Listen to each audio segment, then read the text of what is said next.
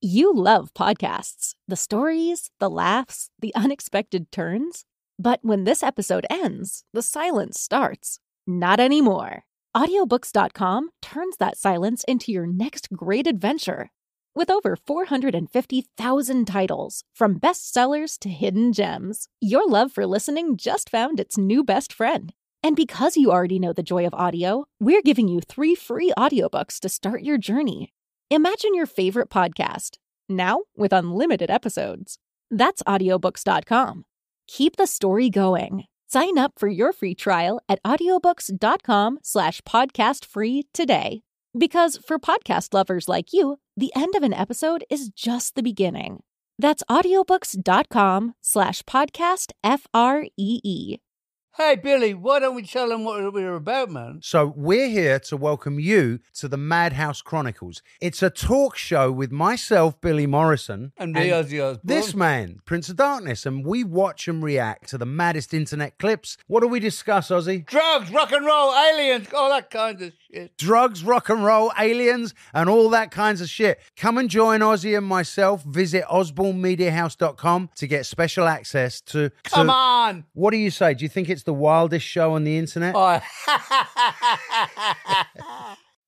Hey, it's Storyworthy. Today on the show, comedian and podcaster Adam Macias talks about the devil trying to break his sobriety. I woke up with one of the most horrifying things in the world. And I'm sorry, this is going to be really graphic, but we're talking about sobriety. I woke up. I can't believe I'm saying this. I woke up and in my bed, I'm in my late 20s before my wife, and I smell something incredibly bad. And I'm like, it smells like shit in my bedroom. And I wake up and I shit you not. I go, what time is it? And I look at I have this old alarm clock, one with the red letters, and there's a pile of shit on my alarm clock. And if that wasn't a message enough to get my shit together, it's time to get my shit together. Today on the show, comedian and podcaster Adam Macias talks about the devil trying to break his sobriety. Stay close. Hey, it's Adam Macias, and you're listening to Storyworthy.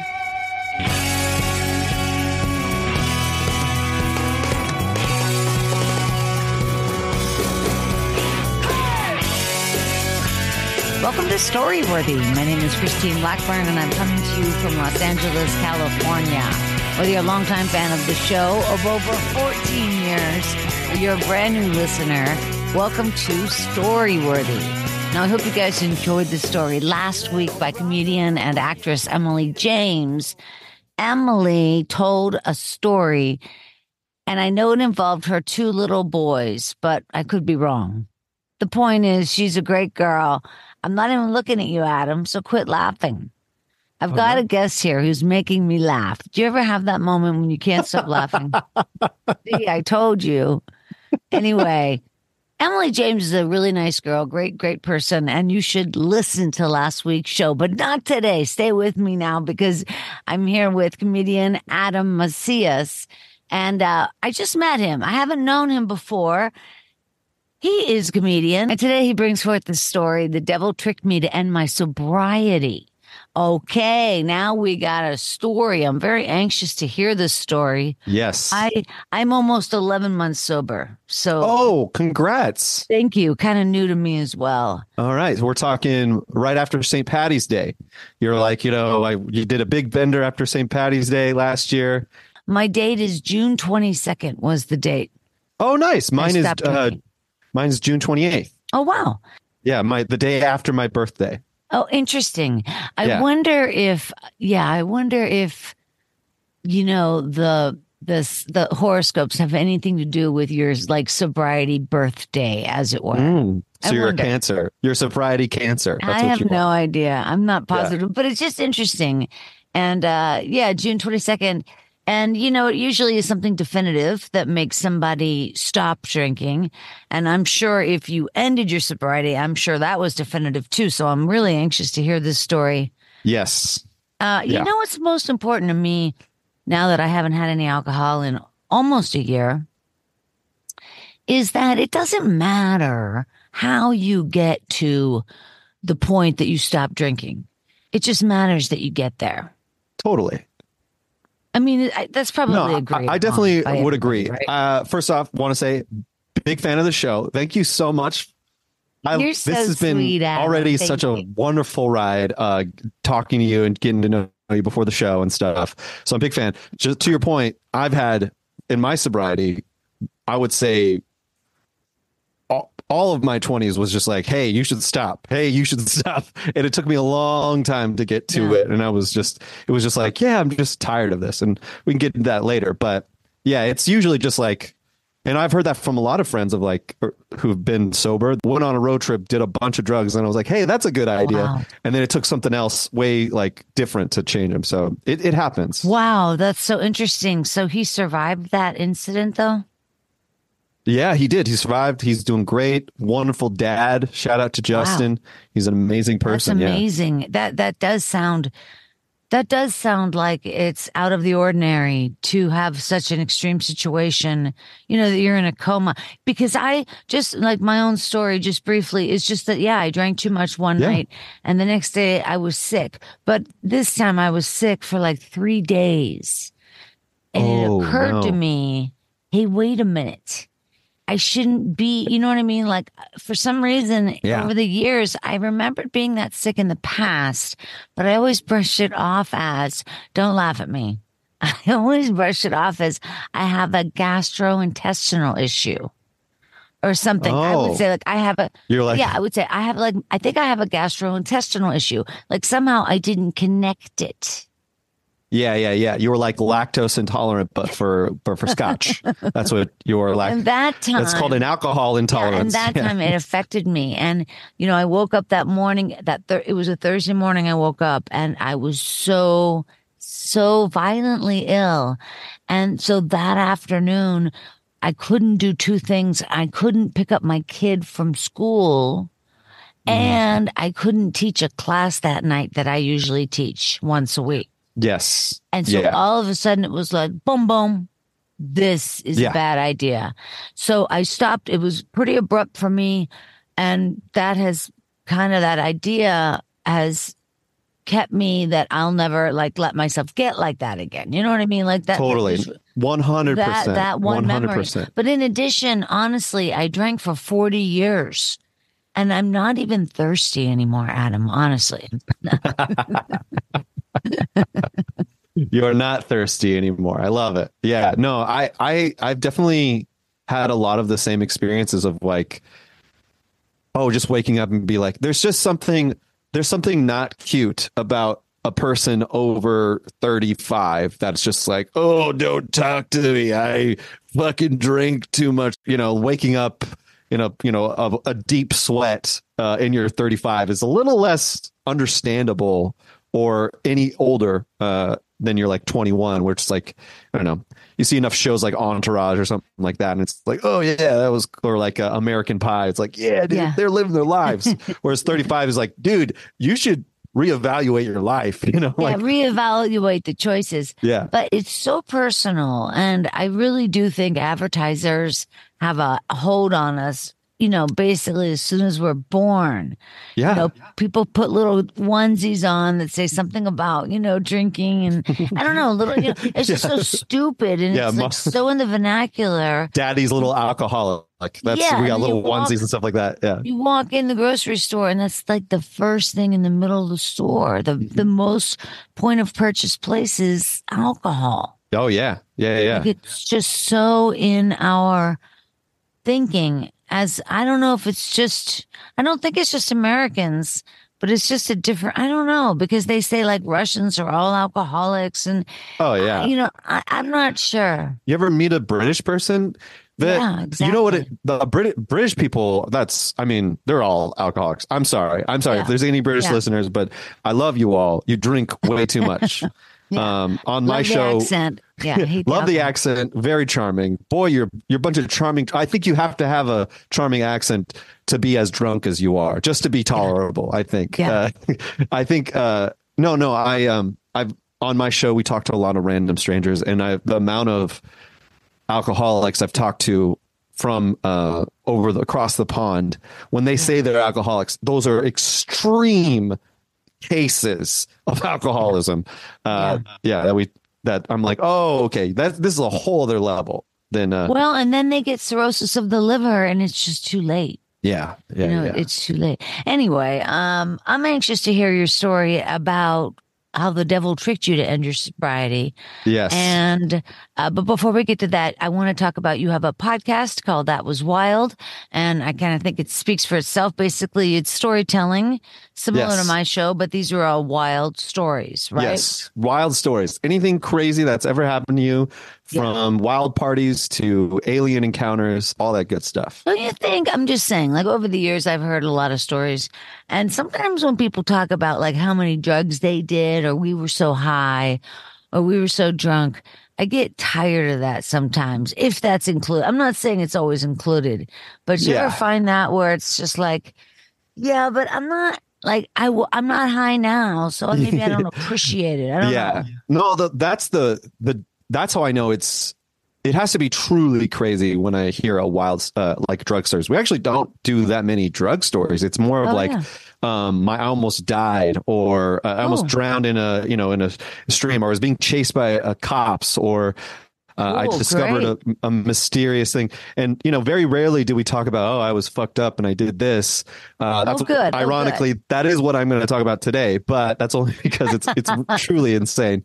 Okay, cool. But yeah, we mostly it's like, okay, I will say this. One of the craziest stories I've ever heard, speaking of drinking, was like on the show, we talked to this British man, and he said he woke up in Japan and had no idea how he got there because he blacked out.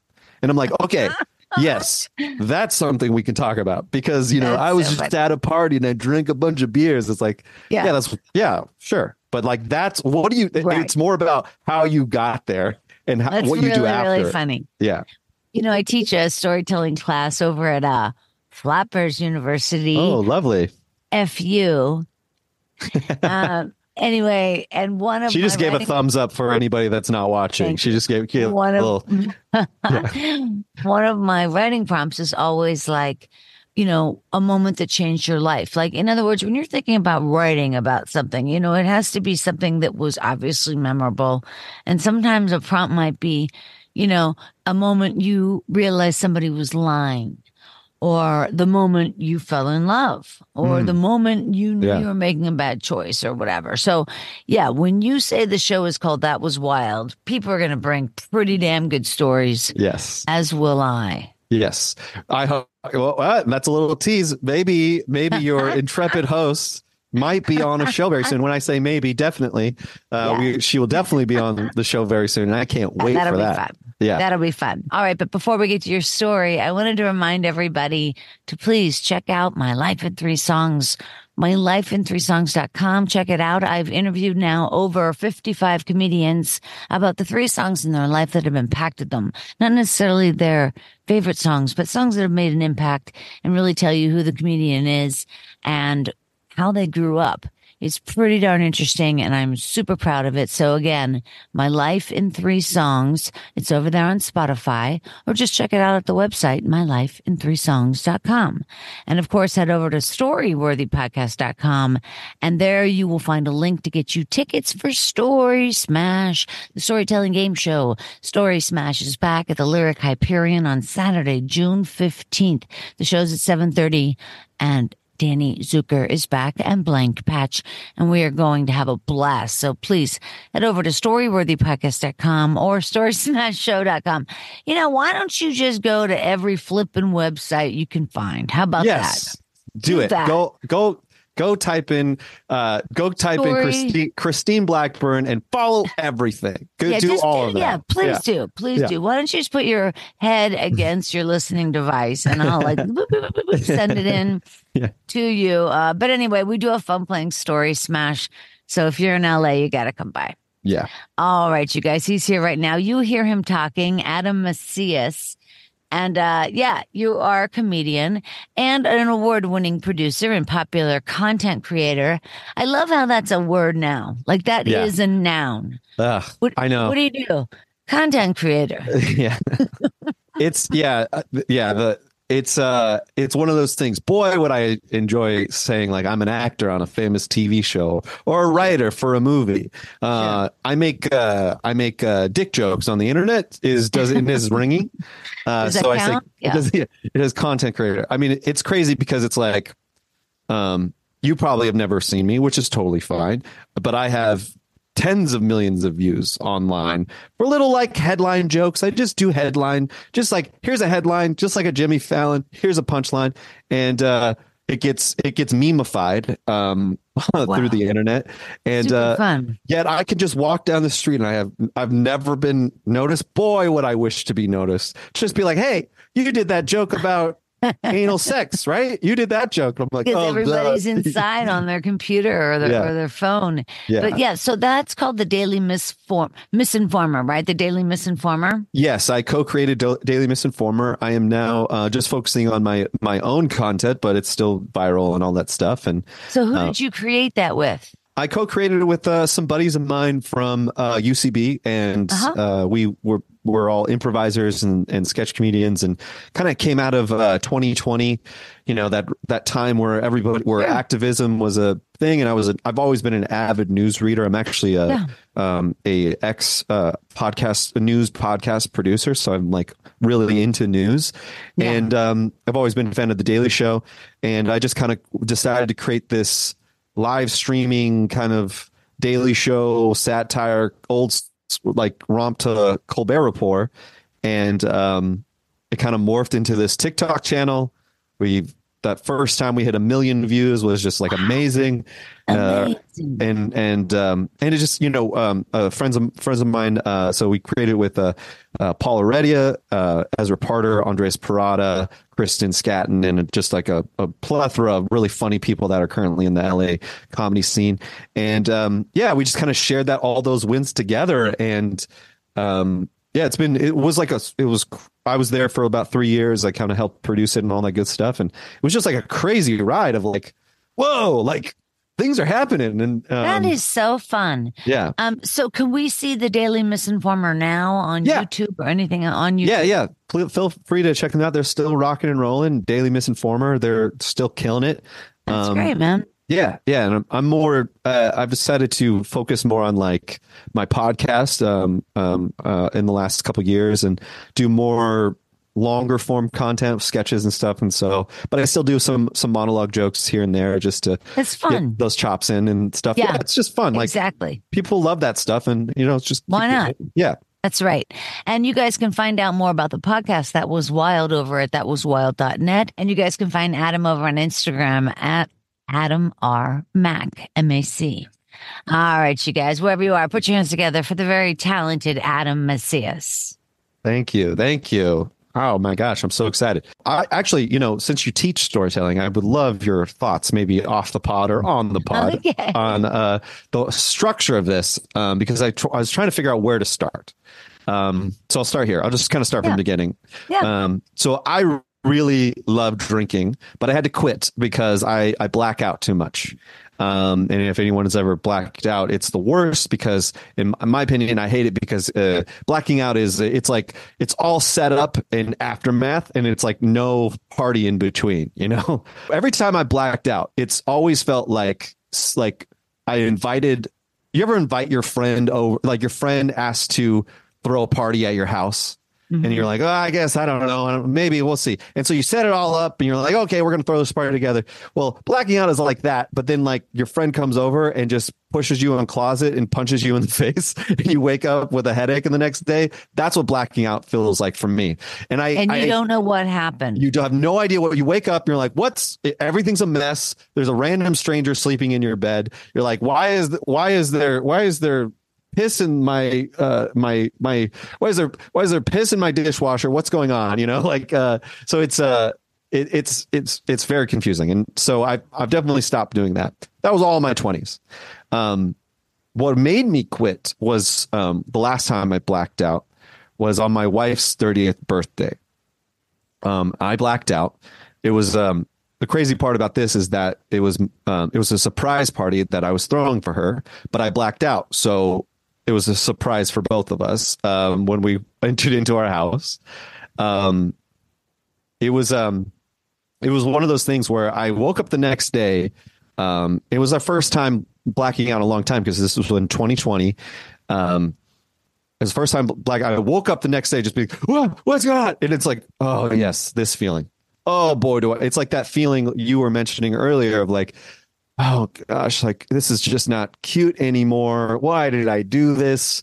And like I'm getting flashbacks of like the last thing I remembered, which was me pouring vodka into a beer and then drinking it. And this is at my wife's birthday with her family. I'm like, what did I do?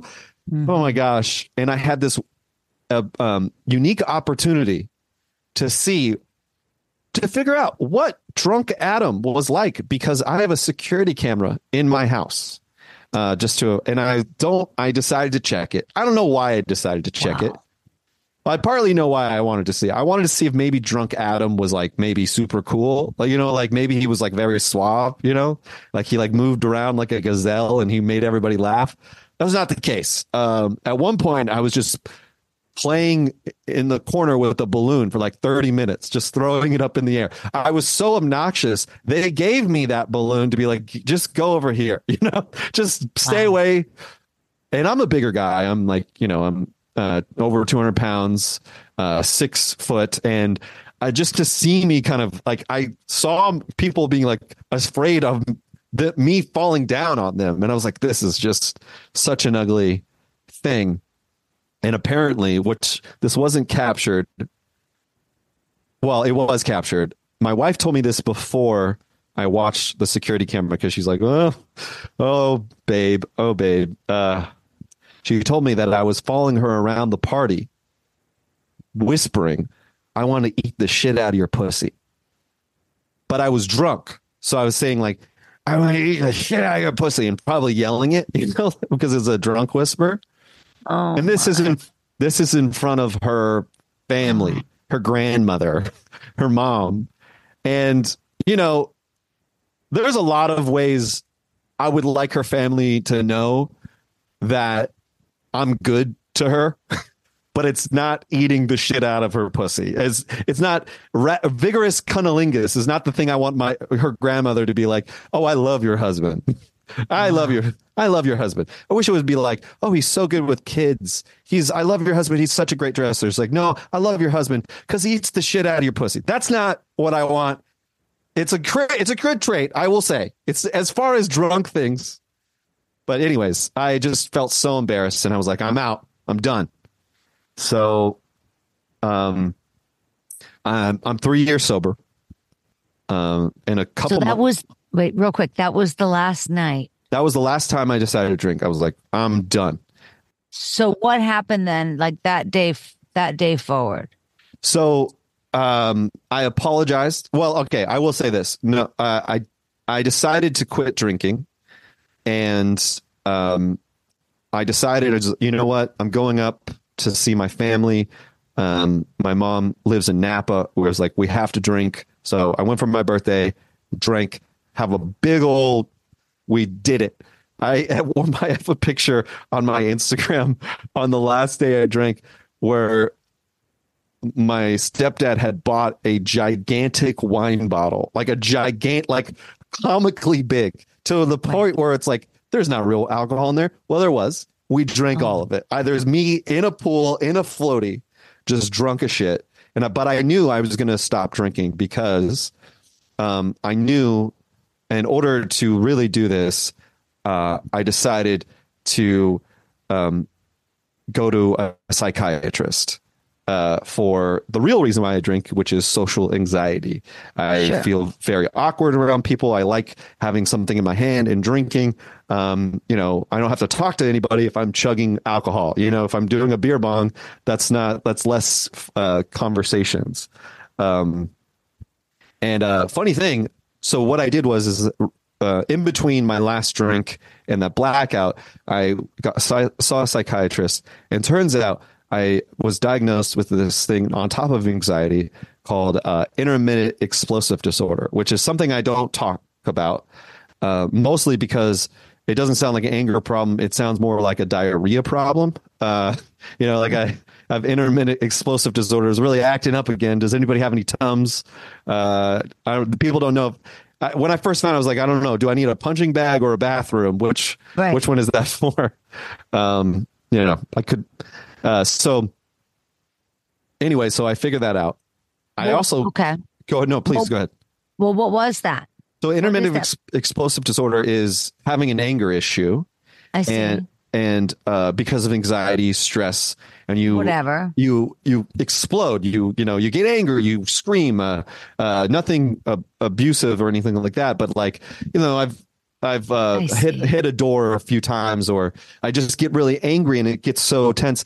And the difference between maybe a bad part of it is that I feel incredibly guilty afterwards. So it's almost like I get drunk on alcoholism, and then I almost black out as a anger person, and then I just oh gosh, what do I do? So it was also part of it, as well as the anxiety. So that date, though, you kind of chose to go out having some drinks at a specific party. That's so funny. And then that's the June 28th for you. Yes, June 28th. That is so funny. I've never heard of that. Yeah, because after you were so sick in that morning and you're laying there in bed, that was the epiphany, and then you actually chose to feel like that again. Yeah. I think it's and I think that's going to what you were mentioning too before of culture. It's I felt so ashamed of not drinking, telling my family, I have a problem. So I didn't want to tell them. They didn't know for months after that was going to be my last time drinking. And because I was going to go visit my family, and it's such a we have such a drink culture in my family. Turns out, because I found out later, my grandfather was an alcoholic. My dad was a child of an alcoholic, so he had control issues, and it's kind of like this vicious circle sort of thing. Wow. And I just kind of I felt ashamed, I can't handle my alcohol. I'm way past that now, but in the moment, that's why I was I don't know if I need to tell them. I kind of kept it a secret because I just thought Alcoholics Anonymous was all of it's anonymous, not just thing. I remember my first time going to a bar with my friends after being sober, and instead of I specifically asked them, I ordered a Coke and I was like, hey, can you put this in a Moscow Mule tin so they can't see what sort of drink it is. Interesting. And they just in case people didn't ask about it. I don't want people being and that's the thing with I'll get into this later, but ordering drinks as a sober person is its own anxiety, just feeling judged and stuff. But I just felt so ashamed of it at the time. I'm way past that now. I'm I'll feel great 3 years later. It's one of the best decisions of my life. It's amazing how much energy we put into alcohol. We don't even know we're putting that energy into it. And money. Are you kidding me? Oh, my gosh. And money. And just the thought that we put into alcohol. What are we going to drink? What are we going to serve? What are they going to have? What are we going to buy? And so there's all these things about alcohol that you do for decades. Yes. And then all of a sudden the light turns on and it's womp womp. And I felt really kind of dumb. I felt a little bit late to the party of not realizing, oh, you were duped. Yes. Yes. I definitely feel like I was tricked. Oh, yeah. And that now I realize, oh, it's poison. It's poison. Society. Yeah. Think of all the movies, starting from, how, was it House Party, Animal House? Animal House. Yeah. Animal House. Yeah. Think of all these movies that specifically targeted teen culture and coolness that involved drinking and having fun and debauchery and all that stuff. And, I later realized oh yeah, it's all anxiety and it's a trick for sure, because I feel so much better. Another reason why I felt so good about this was I actually discovered that I would drink. I don't know if you ever felt this way, but I would drink because I wanted a good night's sleep. I would drink because I just wanted to pass out, Yeah, which sure, is, of course. and I didn't want to take Ambien because that'll Right. It make you makes have you Alzheimer's. Yeah, it makes you sleepwalk and all sorts of things. Yeah, and they say like Alzheimer's is like linked to Right. that and stuff.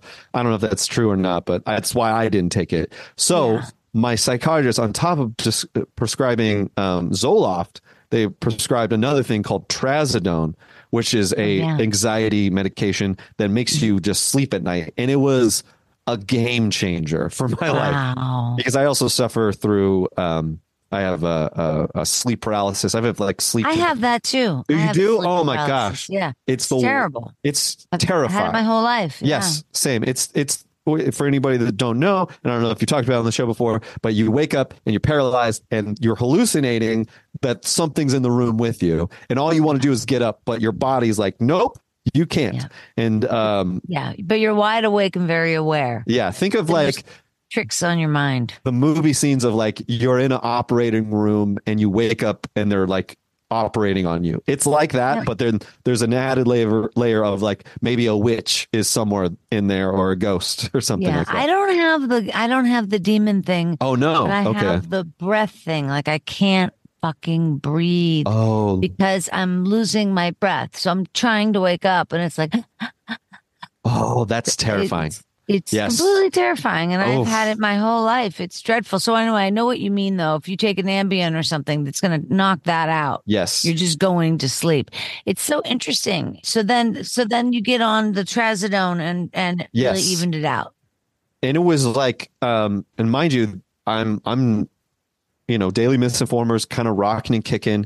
I get better at joke writing. I get better at comedy, and I get my dream job, which is working for a podcast network, and all this stuff is happening. I'm like, this was a good decision. Like, Game oh changer. wow, okay, Big time. So just game changer, Yeah. and it was like no major issues. I felt weird going to the party for the first time, and I was like, oh well, I could just drink club soda and that's cool. Or I discovered like maybe I just drink Red Bull because I still need to like be a little toxic, Yeah, I or need to have like some hurt my effect, body a yeah. little bit. Yeah, like I'm going to drink a bunch of Coke because I know it's going to make me fat, and I still need to destroy because I hate myself just a little still, just to destroy myself. But they're still going good, and I was losing weight and all that good stuff. And I was very close to a couple months ago, out of the blue, it kind of changed. My wife and I, we decided to, wanted to go to this new sushi place in Pasadena. And it's this really, really nice, fancy sushi place. And for no reason other than I'm a good husband. Again, I'm a good husband. Another thing, my wife's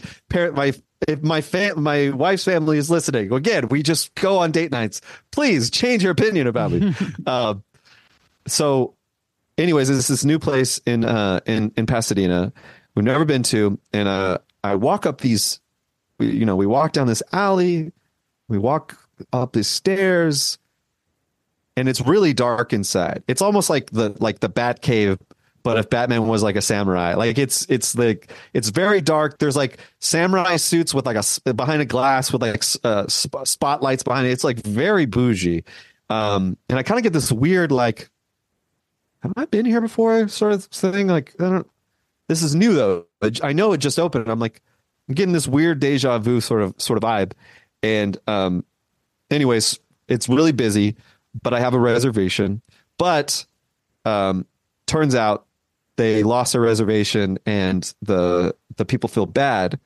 So what they do is they actually sit us at the sushi bar, and they decide to give us free drinks, which is great for my wife who still drinks. But what am I going to do? Because I guess I can order what they call a mocktail, which is just expensive juice. If you want to think about it, it's just the most random ingredients. It's like the Kaiser. What I like to think of, it's like the Kaiser Soze of the bartender. Like the bartender's like, I don't know, like put cinnamon and ginger and a Sprite, and then that's a mocktail. Like, It's also just like such a condescending name. Like the name itself is making fun of you, you know, like, hey, drink hey, have a margarita, you virgin. You know, there's everything. It's just so shameful, but it's free. So I'm like, you know what? I would like a virgin mojito. And a few minutes go by when me and my wife are having a great time. The manager, who again feels bad for losing our reservation, comes over, drops off the drink. My wife has a martini. I have my virgin mojito, and I take a sip, and that's where everything goes wrong. I immediately taste alcohol. I taste gin, and I fucking hate gin because gin is something I sweared off on my second to worst blackout night, and it was a terrible night. I woke up with one of the most horrifying things in the world. And I'm sorry, this is going to be really graphic, but we're talking about sobriety. I woke up. I can't believe I'm saying this. I woke up and in my bed, I'm in my late 20s before my wife, and I smell something incredibly bad. And I'm like, what the fuck it smells like shit in my bedroom. And I wake up and I shit you not, pun intended. I go, what time is it? And I look at I have this old alarm clock, one with the red letters. Right. And there's a pile of shit on my alarm clock. That's tough. And yeah, if that wasn't a message enough to get my shit together, it's time to get my shit together to drink. But I didn't. It took me 10 more years to stop drinking. Oh my God. No kidding. Yes. So even after that, you didn't think like, okay, this is a big problem. What happened after? I didn't. I'm just because we don't have all day, but that's just so interesting that didn't make you stop. It was just I can't believe this. It's also like not helpful that I blacked out. I don't remember this, but just to say, like, I just was like, I was ashamed of it. I've barely told anybody this because it's just so bad. I threw the clock away. I'll tell you that. I was like, instead of it's time to, I'm like, okay, you know what? I'm throwing this clock away. Almost like a weird metaphor of like, it's not time to quit drinking. Wow. But to go further, I'm starting to remember now with this drink of gin that I've actually have been in that restaurant before. I start getting flashbacks. This blackout's turning more into a brownout, which I'm starting to remember nights. Remember of me shirtless, dancing on a car, drinking with friends, almost like stumbling down the alley in a Pasadena at nighttime in Pasadena. I going into this very restaurant that was a bar at the time, and remembering that the bar was full of supermodels, and I swear this is true. It was all women, and it turns out it was a private party. And the reason why I know it was a private party because everybody was like, you know, having fun. They're like, oh, you must be a friend of the special guest of honor. Oh man. So are you do you believe in Satan? How long have you been friends with Satan? And I was like, Satan. Yeah, I love Satan. I'm drinking and stuff. I'm all remembering this in a matter of minutes of drinking this gin toxic mojito. And I start remembering that this party, in the middle of this party, me and my friends, we're having this time. We crashed this party in the middle of Pasadena, and in the middle, out of nowhere, everybody's talking about Satan. We're like, what's Satan? Devil, Satan? What are you talking about? Out of nowhere, this man comes out. No, not a man. A demon comes out. Satan himself comes out. A man dressed like Satan, full Hollywood makeup, horns, suit, very nice suit, and he's partying with us. It's his birthday party, and we're singing "For He Is a Jolly Good Satan, for He Is a Jolly Good Satan." It was truly one of the most debaucherous nights of my life that eventually led to me taking a shit on a clock. Oh my gosh! And I remember that it was just this insane night, and now I'm in the middle. After taking this sip, and I'm like, well, you just broke your sobriety. 3 years. all down the drain. You just took a sip of alcohol, not a lick. And I had this decision. I was like, well, I could go full steam ahead and let's get crazy. Hey, you gave it a good run. Let's keep drinking. You'll be fine. It's almost like Satan's talking to me, like, hey, why not? That's like I got Satan on my shoulder, be like, hey, why not? You're celebrating. Or I could, realize, hey, sobriety isn't necessarily about your drinking. It's how you react. It's how you treat the situation. You are always going to be an alcoholic, no matter if you drink or not. So what did you do? I decided to say, not today, Satan. And I took a break. I said, hey, there's gin in this. And I walked out of the restaurant and decided, all right, it's fine. I had a sip of alcohol. It's not the worst thing in the world. Yeah. I'm still sober. And good for you. I'm still sober now. Yeah, that's great. Good for you. That's very difficult. Yeah, I have only been tempted once. I went to a play in New York, and before the play, they had out trays of champagne. And I so quickly picked it up. It was like, boom. Yeah. I picked it up just like I've always in my whole life. And I put it up and I go, whoa. And, to myself, and I realized, and I put it down. Yes. That was hard for me. And like you said, I did have to walk away. I had to just leave that whole room. Take a breath. Yeah. I feel like, I don't know if you're this way, but it is actually a recurring nightmare where I have taken a sip. And so that's what happened. I was like, what do I do? What do I do? What does this mean? Well, I'm glad you worked through it because, it could happen again. You never know. Yeah, you never know. I think that I think that alcohol is something that you have to reframe. And like for me, cigarettes, I've never smoked. So it's never been a temptation. I have no problem walking past cigarettes. I don't know what they cost. Or maybe something like chewing tobacco, Skoal or whatever. Again, I've never had it. I don't want it. And I can walk past it. So now alcohol is the same for me. Yes. But it took me a long, long time. Mm-hmm. But you just have to reframe it. It's not good for me. That's all. No big deal. Yeah. Exactly. No. And they ended up comping our meal. The guys felt so bad. The manager, he's just like, what happened was he's a manager. He's not a bartender or a waiter. So he didn't notice that the drink didn't have the special non-sober marking, which is they usually do something special, like put a flower in it. Again, the mockingness of it. But so he felt bad. They comped the meal. We ate for free. It was awesome. That's great. Yeah. Japanese food is expensive, so that worked out we ate big. Oh, good. Yeah. Oh, man, that's so much fun. I love sushi. That's the best. Yeah. It's so much fun. Yeah. Well, this has been so much fun, Adam. I'm really happy to meet you. And I'm really looking forward to listening to That Was Wild and also to be on the show. So thank you in advance. Yes, please, everyone, check that out. Check it out now and I can't wait for when you come on. Thank you so much for having me. That's right. Thatwaswild.net. All right, you guys, thank you so much for tuning in. This has been just great. I really appreciate every listener to Storyworthy. You guys are why I do the show. Yes, we know this.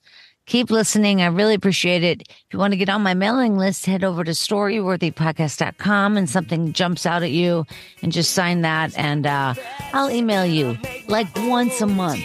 Not a lot. Let me tell you that right now. There you go. Anyway, this has been great. Thank you guys so much again for tuning in. And on behalf of the very talented Adam Macias, thank you so much. Oh, thank you for having me. Thank you. My name is Christine Blackburn saying, make it a story-worthy week. You can follow me. I'll take you down to the river. Follow me. I'll keep you silent. Thanks for joining us on the Storyworthy Podcast. We'll be back next week with all new stories. Subscribe to Storyworthy on iTunes and visit the Storyworthy website at storyworthypodcast.com.